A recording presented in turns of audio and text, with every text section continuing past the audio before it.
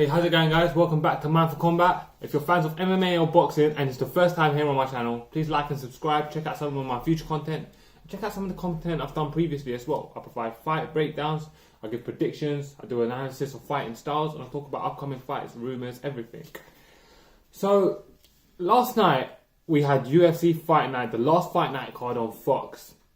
It was a historic night for UFC, and for that, they put together a fun card of fun fights. From start to finish, it was fun fights. So just quickly to round off some of the fights that happened, Charles Oliveira got revenge by beating Jim Miller. That was 8 years in the making, almost to the day. I actually remember the night that Jim Miller tapped him out. I was quite big on Charles Oliveira at the time. He had just beaten Efrain Escudero and Darren Elkins, and going into that fight, I felt like, oh man, this kid's going to go on to do something. He's kind of stumbled across, so maybe eradicating some of these demons here will help him carry on, get some momentum going. He's won 3 in a row.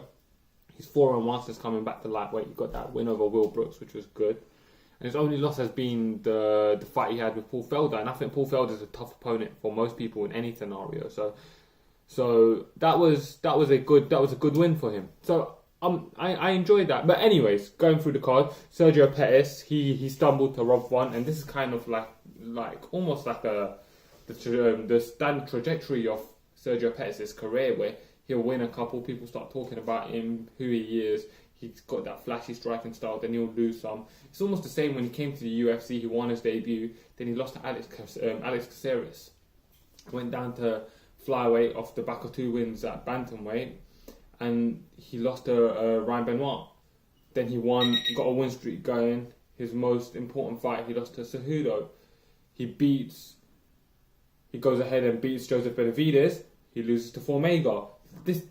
It's kind of upsetting. I feel like Sergio Pettis has a lot of potential. I feel like for some reason he's not been able to grasp at it, and I think he's going to learn from this. But now let's go straight to the co-main event now.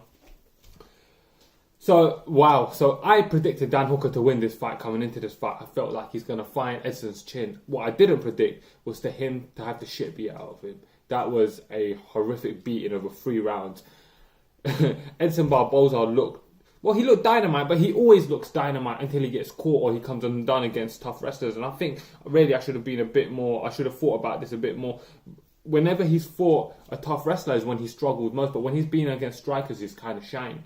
And I mean, he got dropped by Donald Cerrone, but Dan Hooker, for everything that could be said coming into this fight, he never had the level of experience, or he hadn't beaten the caliber of opponents that Edson Barboza has been in there with. So I think that showed last night.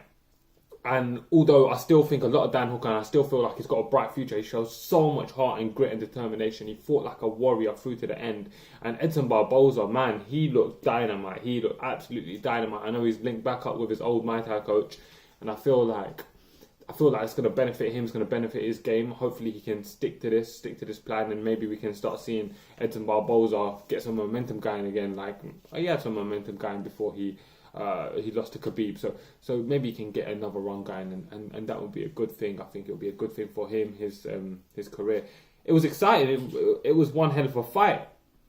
And Edson Barboza, wow, like, there's nothing really to be said about that fight. Dan Hooker had a few moments where he started to come on strong, particularly in the second round. He was doing some zombie stuff. But wow, Edson Barboza looked pretty damn good last night. So going forward, I mean, Edson Barboza's been ranked around the top 5 for a long time now. This win should just keep him where he was. The loss to Kevin Lee, we'll get to that a bit more in the next fight actually. But so yeah, this win should keep him solidified in his position. Dan Hooker was top 15 coming into this fight. He was not top 10 or top 5, so he shouldn't go any higher in the rankings. And in terms of what's next for him, you've got to consider what the options are. So he's just taken on a dangerous striker who's fringe top 15. So maybe some more of those fights exist. I would quite like to see him fight Mirbek Tasimov. I don't see that being a fight that plays out. Maybe he's going to start looking at some of the other options he has out there. Him versus Dustin Poirier would be a good fight. It would be a fun fight. I don't know if that's the fight to be made, being like where they are right now in terms of momentum and stuff like that. But there's certainly some good options for him. I personally would like to see him fight Mirbek Tasimov. I mean, that all depends on Tasimov's visa situation and what happens with him and what his availability to fight is like. So it's going to be interesting to see how that plays out. So that's another one I'm looking forward to. So let's see how that plays out. The main event now, boy, did Al Iaquinta look like a demon. He looked like he learned so much from that Khabib Nurmagomedov fight. He was poised, he was paced, he was patient. He was smooth. His boxing was really smooth last night. He was really technical. Al Iaquinta came in there with a clear game plan. He was calm. He was threatening with the takedowns to Kevin Lee. So Kevin Lee came out there. He was evidently much bigger than him. He looked so big compared to Al Iaquinta. They looked like they were separated by a weight class. Now you saw Kevin Lee come out and he always looks tidy when the fight first starts off. He's not a striker per se. He's got good stand up, but he's not a striker. You could see who the striker was of the two. And you saw Al Iaquinta out there. He was more relaxed. He was more smooth, and he was just short, pap, like light punches. He was keeping it smooth. He was keeping it efficient. He was threatening with the takedown, grabbing the leg, moving back, making Kevin Lee think. That's what he was doing. And that when he grabbed the leg, when he went for the feinting with the takedown, came back with a spinning back elbow, you saw Kevin Lee's face. Kevin Lee was like, yeah. But in his mind, you know he's thinking, okay, all right, he got me. So the fight started to play out that way. Kevin Lee came back in the second round. He got that takedown, held him down for a bit. But even still, Al Iaquinta was patient down there. He showed he was patient. He was calm. He got up. He started landing some punches again. He started landing some big shots.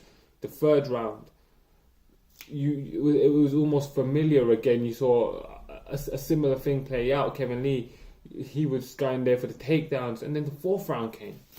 And the fourth round was when I was certain who was going to win this fight, because Al Iaquinta came out there like a demon, and oh my god, he landed some horrific shots on Kevin Lee. Kevin Lee, good on him, his chin looked like it held up much better than it has previously in his career. Coming into this fight, I speculated that he has a suspect chin. He showed he's a durable fighter in this fight, so that was really fun. It was fun to watch that. And Al Iaquinta looked smooth going into the last round. He looked so smooth. So he deserved the win. I know there was some controversy. Kevin Lee felt like he should have got the decision. I don't know why. I felt like Al Iaquinta won round 1, 4, and 5. So I think the fight goes to him. What's next? So, in my opinion, for Al Iaquinta, you've got to be looking at a top 5 fight, right? Because he had that close fight with Khabib Nurmagomedov. I mean, it wasn't close, but he hung in there with Khabib Nurmagomedov on 1 day's notice. And he comes out and he fights Kevin Lee, who's ranked top 5. A lot of people are saying, there was a lot of clamour about Kevin Lee, talking about how he's the guy to beat Khabib Nurmagomedov. I didn't see it personally, but he came in and looked pretty damn impressive against a top-ranked guy, a young, top-ranked, hungry guy. So that's got to get him there in the top 5. I think a lot of people who were giving Khabib a lot of flack for that fight got to start look at that fight, look at Al Iaquinta and nod their head now, because he showed his skill set. So I feel like for Al Iaquinta, you're going to be looking at one of the bigger fights now. I don't know what the situation is going to play out with Tony Ferguson and Khabib and what's going on there, but I would quite like to see Al Iaquinta in there with maybe Dustin Poirier. I know I said the same for Edson Barboza, but it could play out. Maybe Edson Barboza and Al Iaquinta is a good matchup against each other. It'll be interesting to see how that plays out, battle of strikers. So those are some good options there. I think hopefully, certainly in my opinion, if Edson Barboza gets Mairbek Tasimov, then you do Al Iaquinta versus Dustin Poirier, and put the winner of that might be in line for a shot after Tony Ferguson. Who knows?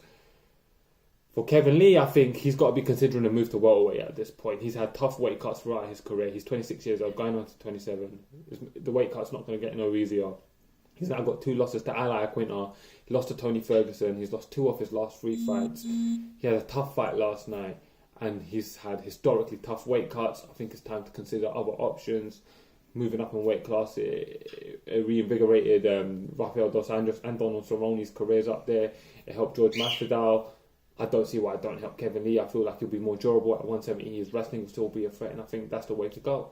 So, guys, let me know what you guys think in the comment section, and let me know what you think about how last night went. And thanks for checking out my content. Please like and subscribe. Man for Combat. Thank you.